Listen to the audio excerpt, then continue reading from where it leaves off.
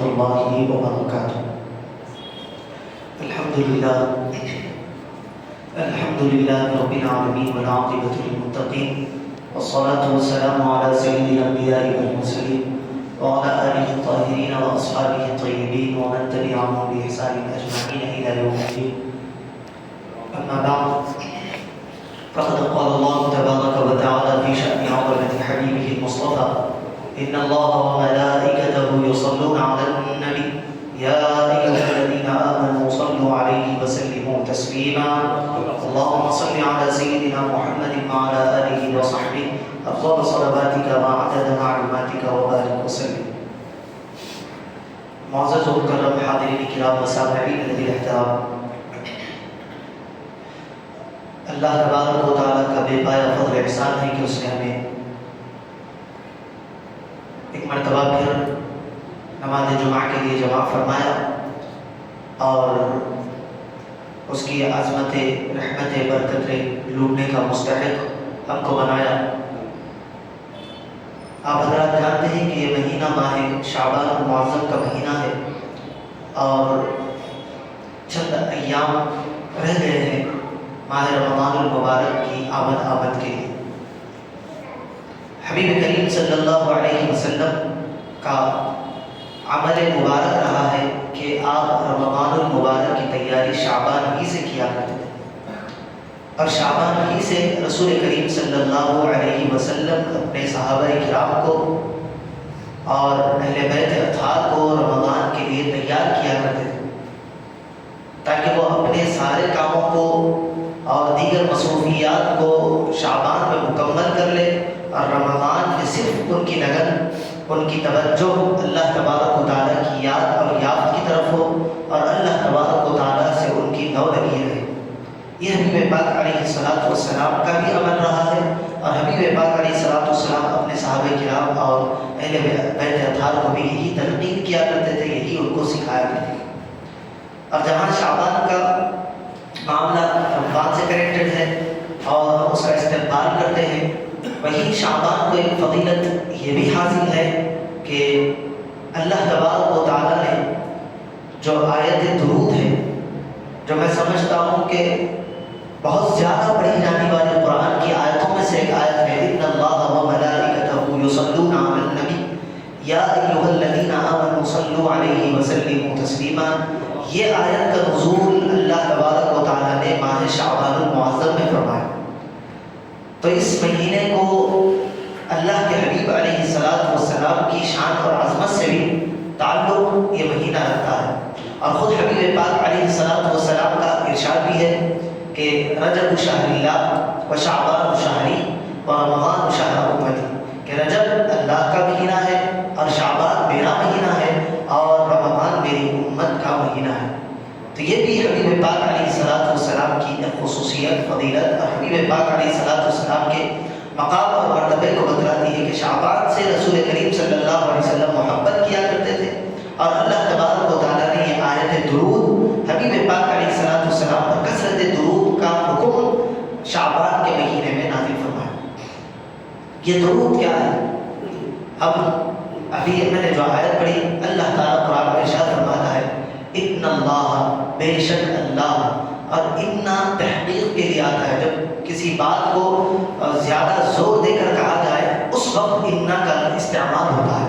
تو ان اللہ، بے شک اللہ، و ملائکتہ، اور اس کے فرشتے، یصلون علی النبی، نبی کریم صلی اللہ علیہ وسلم پر ہمیشہ درود بھیجتے رہتے ہیں۔ یہ ہمیشہ کا لفظ کہاں سے آیا؟ یہ یصلون، اس کے اندر دوام کے معنی آتے ہیں، پریزنٹ اور مستقبل کے معنی آتے ہیں۔ تو ابھی بھی پڑھ رہا ہے، آگے بھی پڑھتے رہے گا، پیچھے جو وقت گزرا اس میں بھی پڑھتا رہا ہے۔ ماضی تو گزر چکا لیکن جو یصلون کا صیغہ ہے وہ دلالت کرتا ہے مستقبل پر اور حال پر۔ تو ابھی بھی پڑھ رہا ہے، آگے بھی اللہ تعالیٰ پڑھتے رہے گا۔ اب ہم کو کیا حکم ہے؟ اے ایمان والو، صلو علیہ وسلموا تسلیما، تم اپنے رسول پر، تم اپنے حضور پر، تم اپنے نبی پر خوب خوب درود پڑھو، خوب خوب سلام پیش کیا کرو۔ یہ ہم کو حکم ہے۔ اور یہ درود شریف ایسا وظیفہ ہے جو ہر درد کی دوا ہے، ہر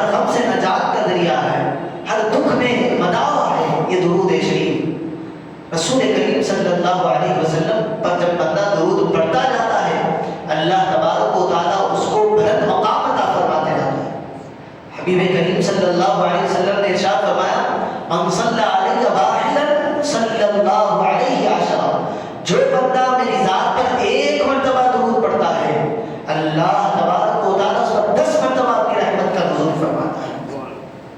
اور ایک روایت میں ہے کہ 10 مرتبہ اللہ تعالیٰ اس پر رحمت کا نزول فرماتا ہے، 10 درجات اس کے بلند فرماتا ہے، 10 اس کے گناہوں کی مغفرت فرما دی جاتی ہے۔ یہ درود ایسا وظیفہ ہے یہ ہمارے دونوں فرشتوں کو مصروف کر دیتا ہے۔ کچھ کام ایسے ہوتے ہیں جو نیکی کے ہوتے ہیں، دائیں فرشتہ ہمارا کرام برابر لکھتا رہتا ہے۔ کچھ ایسے ہمارے اعمال ہوتے ہیں جس سے اللہ کی نافرمانی سرزد ہوتی ہے، اس کو بائیں طرف کا فرشتہ اس کو لکھتا جاتا ہے۔ لیکن یہ درود شریف ایک ایسا واحد عمل ہے کہ دونوں فرشتے مصروف ہو جاتے ہیں۔ جب بندہ درود پڑھتا ہے یہ دائیں فرشتہ نام اعمال میں آپ کے نیکیوں کو لکھتا جاتا ہے اور ادھر والا فرشتہ آپ کے گناہوں کو مٹاتا ہوا چلا جاتا ہے۔ یہ فضیلت، یہ شرف کسی اور عبادت کو حاصل نہیں ہے سوائے درود شریف کی۔ علماء کرام فرماتے ہیں کہ اگر بندہ کوئی کام دکھاوے کے لیے کرے تو وہ عمل اللہ کی بارگاہ میں قابل قبول نہیں ہے۔ دکھاوے کے لیے نماز پڑھے اللہ تعالیٰ کا میدان محشر میں اس کے اوپر وہ نمازیں واپس ڈال دے گا۔ روزہ دکھاوے کے لیے رکھا جائے، اس کا وہ عبادت کیا جائے، وہ بھی اللہ کی بارگاہ میں قبول نہیں ہے۔ دکھانے کے لیے لوگوں کے سامنے صدقہ اور خیرات کرے، زکوٰۃ دکھا دے، اللہ کی بارگاہ میں اس کو دنیا میں آپ کو نام مل جائے گا لیکن اللہ تعالیٰ اس کو قبول کرنے والا نہیں ہے۔ لیکن درود شریف ایسا عمل ہے بندہ دکھاوے کے لیے بھی پڑھتا جاتا ہے، علماء فرماتے ہیں کہ تب بھی اللہ تعالیٰ اس کو ثواب عطا فرماتا ہے۔ یہ مقام اور یہ فضیلت درود شریف کو اللہ تبارک و تعالیٰ نے عطا فرمایا۔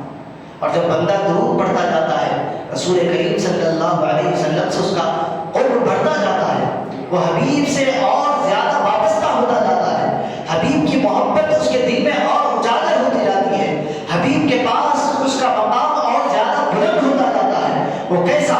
رسول کریم صلی اللہ علیہ وسلم فرماتے ہیں ان ملائکۃ اللہ سیاحین یبلغونی عن امتی السلام، اللہ تعالیٰ نے فرشتوں کو مقرر کیا ہے دنیا میں، ان فرشتوں کا کام کیا ہے؟ وہ سیاحی کرتے رہتے ہیں، وہ گھومتے رہتے ہیں۔ کس لیے گھومتے رہتے ہیں؟ کہ کوئی شخص درود پڑھے، وہ درود لے کر رسول کریم صلی اللہ علیہ وسلم کی بارگاہ میں اس کو پہنچا۔ آپ درود یہاں پڑھتے ہیں، آپ کا درود وہ فرشتے لے جا کر رسول کی بارگاہ میں پیش کر دیتے ہیں۔ اور کتنے خوش قسمت ہے وہ لوگ جو درود پڑھتے ہیں، ان کا درود تو اللہ کے حبیب کی بارگاہ میں پیش ہوتا ہے۔ صرف پیش نہیں ہوتا بلکہ ایک اور حدیث مبارکہ ہے جس میں فرمایا گیا کہ حبیب پاک علیہ السلام کے پاس فرشتے آپ کا درود لے جاتے ہیں تو آپ کا نام بھی پیش کیا جاتا ہے، آپ کے والد کا نام بھی پیش کیا جاتا ہے۔ یہ مقام کسی اور عبادت کو حاصل نہیں ہے سوائے درود شریف کی۔ اور حبیب کریم صلی اللہ علیہ وسلم پر درود شریف پڑھنے کے بہت فضائل، اگر میں ذکر کرنے بیٹھوں تو وقت کم پڑ جائے لیکن وہ فضیلت درود ختم نہ ہو۔ اللہ کے حبیب علیہ السلام کی بارگاہ میں ایک صحابی رسول آئے اور فرمایا کہ یا رسول اللہ صلی اللہ علیہ وسلم، میں دن بھر عبادت کرنا چاہتا ہوں، آپ مجھے کوئی عبادت کا طریقہ بتائیں کہ میں کیا کروں، میں کتنی دیر کون سی عبادت کروں۔ اللہ کے حبیب علیہ السلام سے اللہ کے حبیب نے فرمایا کہ تم کیا کرنا چاہتے ہو؟ انہوں نے کہا کہ میں ذکر و اذکار کرتا ہوں۔ تم نے اپنا وقت بنایا ہے؟ تو انہوں نے کہا کہ میں نے اتنا وقت بنایا ہے، میں اس میں سے اتنا یہ ذکر کرتا ہوں، اتنا یہ ذکر کرتا ہوں، اتنا یہ ذکر کرتا ہوں اور اتنا درود شریف پڑھتا ہوں۔ حبیب کریم صلی اللہ علیہ وسلم نے فرمایا کہ ٹھیک ہے، بہت اچھی بات ہے، لیکن تم درود شریف میں اس میں اضافہ کر لو اور تو اچھی بات ہوگی۔ وہ صحابی رسول پھر تھوڑے دنوں کے بعد آئے، پھر وہی سوال ہوا، پھر بات کرنے لگے تو فرمایا کہ یا رسول اللہ، میں آدھا وقت درود شریف پڑھتا ہوں اور آدھا وقت دیگر ذکر و اذکار کے لیے نکالتا ہوں۔ رسول کریم صلی اللہ علیہ وسلم نے فرمایا کہ بہت اچھی بات ہے، لیکن درود شریف میں اضافہ کر لو تو اور اچھی بات ہوگی۔ پھر کچھ دنوں کے بعد وہ صحابی رسول حاضر ہوئے، رسول کریم صلی اللہ علیہ وسلم سے ملاقات ہوئی، وہی بات چیت ہوئی، فرمانے لگے پوچھا گیا تو کہنے لگے کہ یا رسول اللہ میں 5 وقت درود شریف پڑھتا ہوں اور 5 وقت جو اپنا نکال کر دیگر ذکر و اذکار کرتا ہوں. اللہ کے حبیب علیہ السلام نے فرمایا کہ ٹھیک ہے یہ بھی بہت اچھی بات ہے لیکن اس میں اور اضافہ کر لو تو تمہارے لیے بہتر ہے اور اچھا عمل ہے. وہ فرماتے ہیں کہ جب یہ رسول کریم صلی اللہ علیہ وسلم سے میری ملاقات ہوئی اس کا بعد میں جب بھی ذکر کے لیے بیٹھتا ہوں تو میں سوائے درود کے کوئی اور ذکر ہی نہیں کرتا. یہ ذکر یہ درود ایسا ذکر ہے جس میں اللہ کا بھی نام آتا ہے حبیب کا بھی نام آتا ہے اور یہ ذکر درود والا ایسا ہے کہ اس کی فضیلت سے مجھے مقام بھی ملتا ہے اور اللہ تبارک و تعالیٰ کے پاس اس کی قبولیت کی سند بھی ملتی ہے. دیگر ذکر و اذکار دیگر عبادت ریجیکٹ ہو سکتی ہے لیکن یہ درود آپ کا ریجیکٹ ہونے والا نہیں ہے. اور جتنا کیفیت کے ساتھ درود پڑھا جائے رسول کریم صلی اللہ علیہ وسلم کی مدد اور آپ سے محبت آپ کا کنیکشن اتنا رسول کریم صلی اللہ علیہ وسلم سے مضبوط ہوتا جاتا ہے. بہت سارے واقعات ہیں جس پر رسول کریم صلی اللہ علیہ وسلم پر درود کی وجہ سے اللہ تبارک و تعالیٰ نے ان کی بیماریوں کو شفا عطا فرما دی, ان کے دکھوں کا مداوع کیا, ان کے بڑے بڑے مسائل کو حل کر دیا. ایک واقعہ آپ بارہا سنتے ہیں قصیدہ برد شریف کا. حضرت سیدنا امام شرف الدین بوسیری رحمۃ اللہ علیہ فالج کے مرض میں مبتلا ہوئے, سارے جسم پر لکوا مار گئے. عربی کے بہت بڑے شاعر تھے اور زندگی بھر انہوں نے بادشاہوں کے قصیدے لکھے, بادشاہ کے مجلس میں جاتے سناتے, بادشاہ انعام و اکرام سے نواز دیتا, وہ لے کر گھر آتے, خوشی خوشی زندگی گزر رہی تھی. ایک مرتبہ ایسا ہوا کہ فالج کا اٹیک ہوا, گھر پر بیٹھے رہے, پیٹ سے اٹھ نہیں سک رہے ہیں, اب اٹھ نہیں سک رہے ہیں, بادشاہ کے دربار میں جائے کہاں, اس کو سنائے کہاں, داد و تحصیل کہاں سے ہے, گھر کا گزارا کیسے. جب دماغ کام کرنے نہ لگا تو صرف ایک ہی خیال آیا, رسول کریم صلی اللہ علیہ وسلم کی ذات کا. اب انہوں نے اپنا قلم اٹھایا, لکھنا شروع کیا, مولایا صلی وسلم دائما ابدا علی حبیبک خیر الخلق کلہم الحمدللہ الذی. یہ پورا قصیدہ جو ہے حضرت امام بوسیری رحمۃ اللہ 160 اشعار پر مشتمل, ایک ہی رات میں آپ نے پورا قصیدہ لکھ دیا. حضور کی مدح و ثنا, حضور کی تعریف و توصیف, حضور پر جو قرآن اترا, حضور کی جو معراج ہوئی, استغاثہ, ہر چیز ایک ہی رات میں آپ نے سارا وہ قصیدہ جو ہم سنتے ہیں لکھ دیا. لکھ کر سرہانے رکھ دی اور آرام کرنے لگے. ادھر وہ سوئے, ان کی قسمت جاگنے لگی. رسول کریم صلی اللہ علیہ وسلم کی مجلس میں پہنچے, حضور کا دیدار ہوا. حضور عرض کرنے لگے کہ اے بوسیری قصیدہ سناؤ. حضرت بوسیری پوچھتے ہیں کہ کون سا قصیدہ یا رسول اللہ, میں نے تو بہت سارے قصیدے لکھے. تو حضرت رسول کریم صلی اللہ علیہ وسلم فرماتے ہیں کہ وہ قصیدہ سناؤ جو ابھی ابھی تم لکھ کر سوئے ہو. حضرت امام شرف الدین بوسیری رحمۃ اللہ علیہ وہ قصیدہ سناتے ہیں. 70-80 اشعار کے بعد ایک شعر آتا ہے. جب اس شعر پر آپ پہنچتے ہیں رسول کریم صلی اللہ علیہ وسلم اور ان کے اس باری زدہ جگہ پر اپنا دست شفقت پھیرتے ہیں تو کیا دیکھتے ہیں کہ وہ صحیح اور صادق ہو گئے. اور حبیب کریم صلی اللہ علیہ وسلم ان کو اپنی ایک شال جو حضور کی جو کاری کمنی ہے وہ عطا کرتے ہیں. خواب کا معاملہ ہے, خواب میں عطا ہوئی, حضرت امام بوسیری لے لیے, سارا معاملہ ہو گیا. جب تہجد کے وقت حضرت امام بوسیری جاگے تو کیا دیکھتے ہیں کہ اب ان کا چہرہ, ان کا جو کمرہ ہے منور ہے, نورانی ہو گیا ہے, خوشبو آ رہی ہے. جب وہ اٹھ کر دیکھنے لگے تو رات کے خواب میں جو کملی رسول کریم نے پیش کی تھی وہ حضرت امام بوسیری کے سراغ رکھی ہوئی ہے. تو بردہ عربی میں کہتے ہیں کملی کو, شال کو, چادر کو, تو اس کا نام ہی بردہ پڑا. اچھا یہ ہو گیا خواب کا معاملہ. حضرت امام شرف الدین بوسیری پہلے کی طرح ہو گئے. اب نکلے ہیں تہجد کی نماز کے لیے مسجد کی طرف. جا رہے ہیں راستے میں تو ایک بزرگ ہے مجذوب طریقے, وہ فرماتے ہیں کہ بوسیری قصیدہ سناؤ. راستے میں مل گئے. حضرت امام بوسیری پریشان. حضرت امام بوسیری جانے لگے باتوں کرتے, انہوں نے کہا کہ بوسیری قصیدہ سناؤ. حضرت امام بوسیری نے پوچھا کون سا قصیدہ. تو وہ بزرگ کہنے لگے کہ وہی قصیدہ جو تم ابھی رسول اللہ کی بارگاہ میں سنا کر آ رہے ہو. تو حضرت امام بوسیری حیران ہے کہ یہ قصیدہ میں ابھی لکھا, اس کے بعد گھر سے نہیں نکلا, خواب کا معاملہ آپ کو کیسے پتا چلا.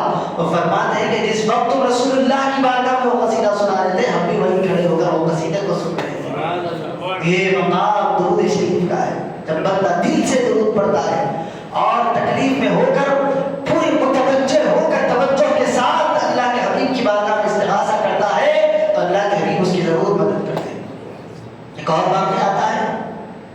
درود کی کتاب کے فضائل کی کتابوں میں کہ ایک شخص تھا 3000 کا اس درہم کا کسی سے اس نے قرض لیا اور قرض ادا کرنے سے عاجز ہو گیا، اس کا بزنس ختم ہو گیا، پورا ٹھپ ہو گیا، اب اس کے پاس کوئی مال و اسباب نہیں ہے، اب جس کا قرض تھا اس کا پریشر بڑھتا گیا، بار بار اصرار کرنے کے بعد بھی وہ شخص قرضہ دینے سے عاجز رہا، تو اس نے کیا کیا، کیس کر دیا اس پر، یہ کیس گیا کورٹ میں اس شخص کو بلایا گیا اور پوچھا گیا کیا معاملہ ہے، تو اس نے سارا ماجرا سنایا کہ میرا بزنس تھا، سارا بزنس ٹھپ ہو گیا، کولیپس ہو گیا اور اب میں اس کے رقم ادا کرنے سے قاصر ہوں۔ تو جج نے لکھ دیا کہ 1 مہینے کا تم کو وقت دیا جاتا ہے، اگر تم یہ قرض ادا نہیں کرتے تو پھر تم کو سزا سنائی جائے گی۔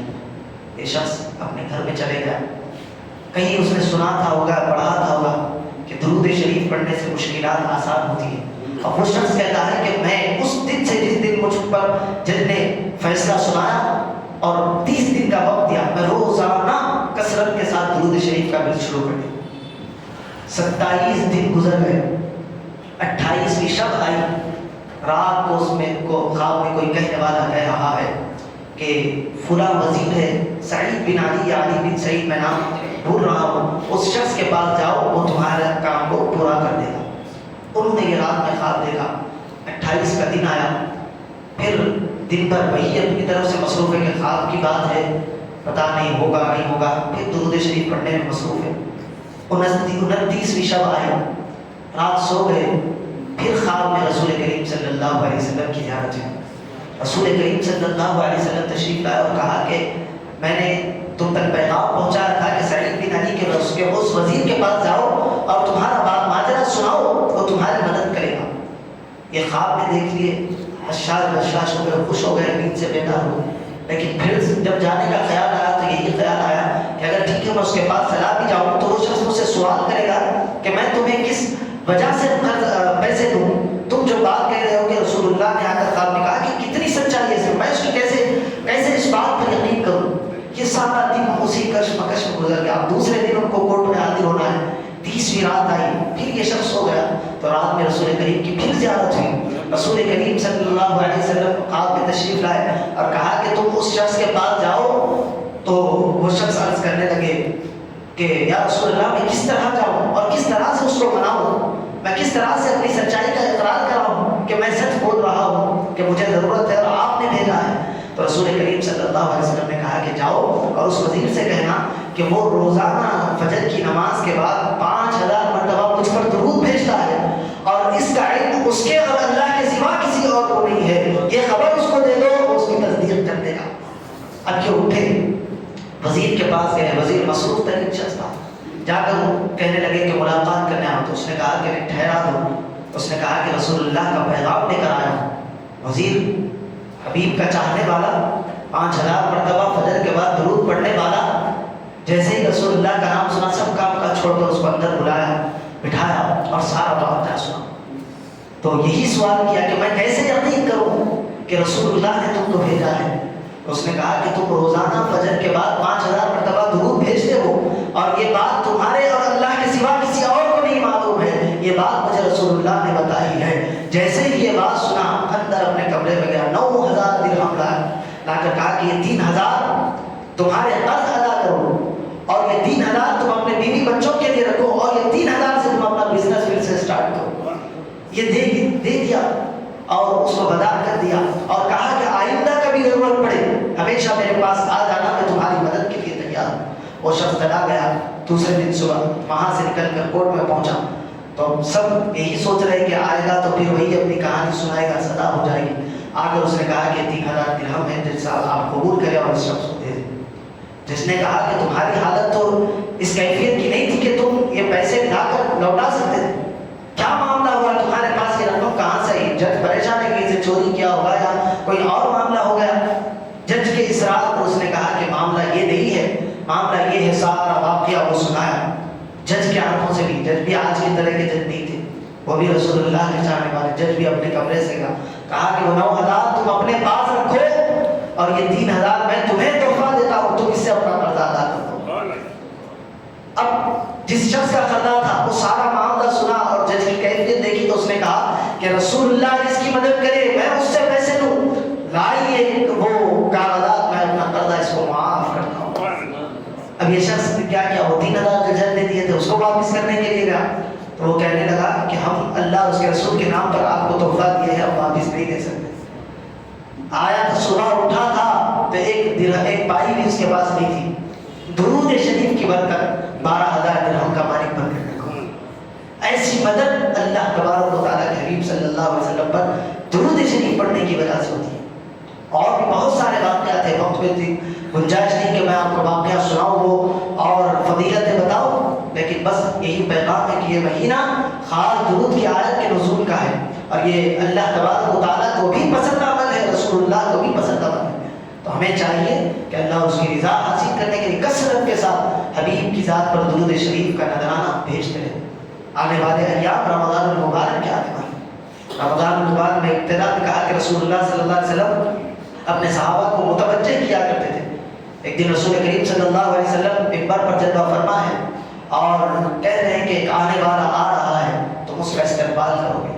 3 مرتبہ رسول کریم صلی اللہ علیہ وسلم نے فرمایا کہ ایک آنے والا آ رہا ہے، تمہیں اس کا استقبال کرنا ہے۔ صحابہ کرام خاموش ہیں۔ حضرت سیدنا عمر بن خطاب رضی اللہ تعالیٰ عنہ عرض کرتے ہیں کہ یا رسول اللہ صلی اللہ علیہ وسلم کیا کوئی وحی نازل ہونے والی ہے؟ حضور نے فرمایا کہ نہیں۔ پھر حضرت عمر نے پوچھا کیا کوئی فوج آنے والی ہے جس سے ہمیں جنگ کرنا ہے؟ حضرت رسول کریم نے کہا کہ نہیں۔ تو حضرت عمر نے فرمایا کہ پھر کون آنے والا ہے یا رسول اللہ؟ حضور نے فرمایا کہ ماہ رمضان کی آمد ہے۔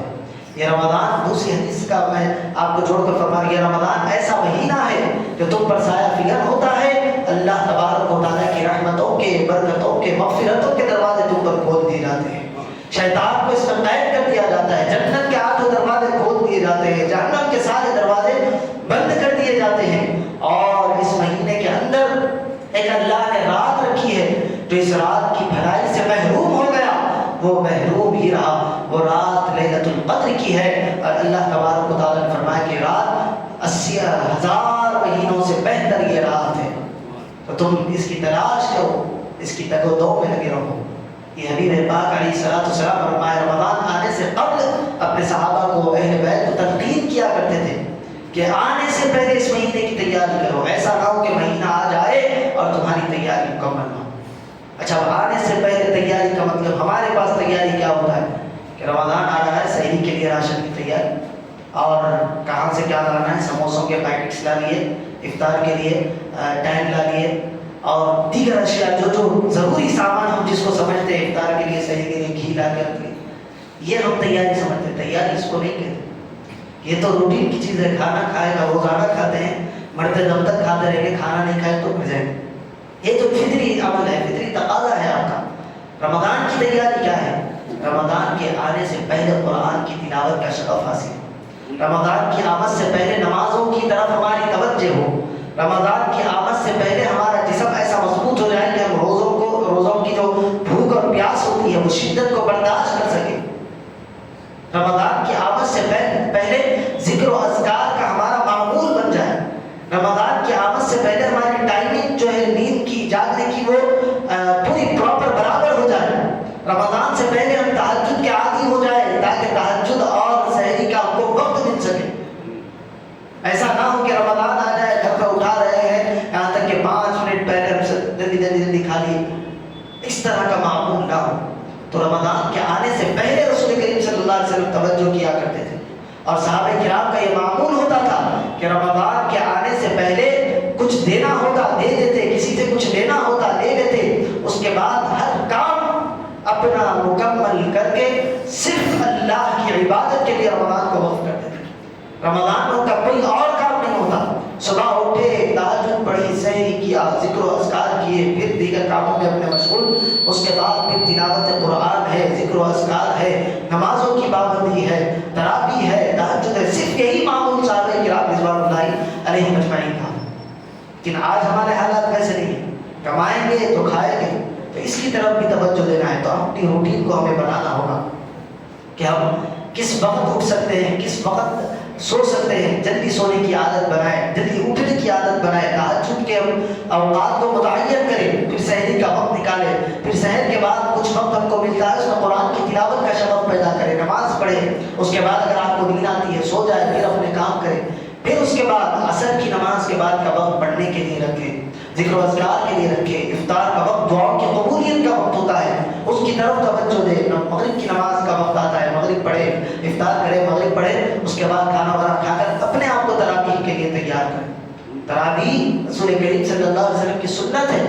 حضور صلی اللہ علیہ وسلم تواتر کے ساتھ اس کو پڑھا کرتے تھے. جماعت آپ نے باضابطہ نہیں کرائی, لیکن رسول اللہ کی سنت متواترہ ہے, اس کو آپ چھوڑ نہیں سکتے. جماعت کے ساتھ نہیں پڑھے, اگر چھوٹ جاتی ہے تو اکیلے پڑھیں گے, لیکن اس کو قضا نہیں کریں گے, چھوڑیں گے نہیں. اس کی قضا تو ہے بھی نہیں, لیکن اس کو چھوڑنا گناہ ہے. تو اس کی طرف ابھی سے توجہ دے کر اپنے آپ کو, اپنے جسم کو مضبوط کر کے رمضان کی تیاری کرے. اللہ تبارک و تعالیٰ کی بارگاہ میں دعا ہے کہ رسول سے زیادہ اعمال صالحہ کی توفیق عطا فرمائے, رسول کریم صلی اللہ علیہ وسلم کی سچی پکی محبت عطا فرمائے, رسول کریم صلی اللہ علیہ وسلم کے اسوہ حسنہ پر عمل کرنے کی توفیق عطا فرمائے. صلی اللہ تعالی وسلم علی سیدنا محمد وعلی آلہ وصحبہ اجمعین, والحمد للہ رب العالمین.